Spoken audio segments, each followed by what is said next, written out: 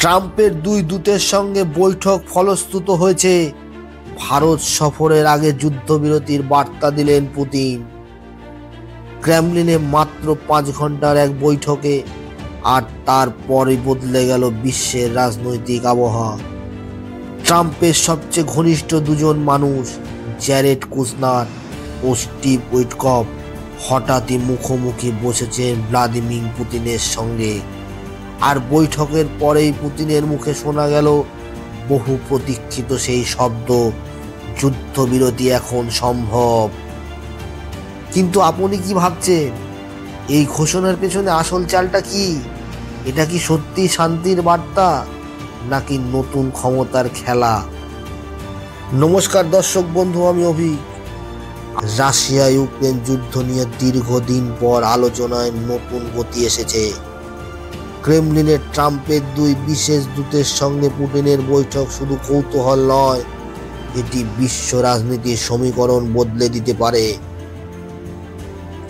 আজকের ভিডিওতে আমরা আলোচনা করব বৈঠকে কি কি শর্ত নিয়ে কথা হয়েছে, ট্রাম্পের দূত পাঠানোর পেছনে আসল উদ্দেশ্য কি, যুদ্ধবিরতি নিয়ে রাশিয়ার কৌশলই বা কি, ইউক্রেন, ইউরোপ ও ন্যাটোর প্রতিক্রিয়া কি হতে পারে।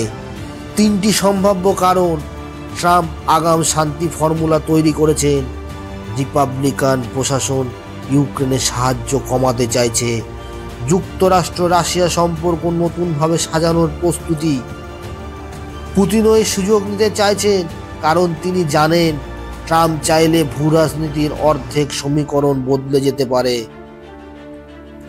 বৈঠকে কি কি শর্ত নিয়ে আলোচনা হয়েছে দর্শক বন্ধু, যদিও ক্রেমলিন আনুষ্ঠানিকভাবে সব বলেনি, কিন্তু বিশ্লেষকরা বলছেন দখল করা অঞ্চলগুলোর স্ট্যাটাস। রাশিয়া চায় দোনেৎস্ক, লুহান্স্ক, জাপোরিজিয়া আর খেরসন রাশিয়ার নিয়ন্ত্রণে থাকুক। ন্যাটোতে ইউক্রেনকে না নেওয়ার নিশ্চয়তা, এটা পুতিনের সব থেকে বড় শর্ত। পশ্চিমা নিষেধাজ্ঞা ধাপে ধাপে শিথিল। ট্রাম্পের দূতেরা এ বিষয়ে আগ্রহ দেখিয়েছেন, কারণ আমেরিকারও চাহিদা কমছে। ইউক্রেন বলেছে 1 ইঞ্চি জমিও ছাড়ব না, কিন্তু বাস্তবতা হলো পশ্চিমা অস্ত্র সীমিত, অর্থনীতি দুর্বল আর যুক্তরাষ্ট্রের সাহায্য রাজনৈতিক বিতর্কে আটকে আছে। ভারত সফরের আগে কেন এই বার্তা দিলেন পুতিন? ভারতকে শান্তির মধ্যস্থতাকারী হিসাবে তুলে ধরা, রাশিয়ার এশিয়ামুখী কৌশল, বিশ্বের সামনে শান্তিক ইচ্ছুক নেতা ইমেজ, এটাই রাশিয়ার কূটনৈতিক হিসাব। ভবিষ্যৎ কি হতে পারে দর্শক বন্ধু?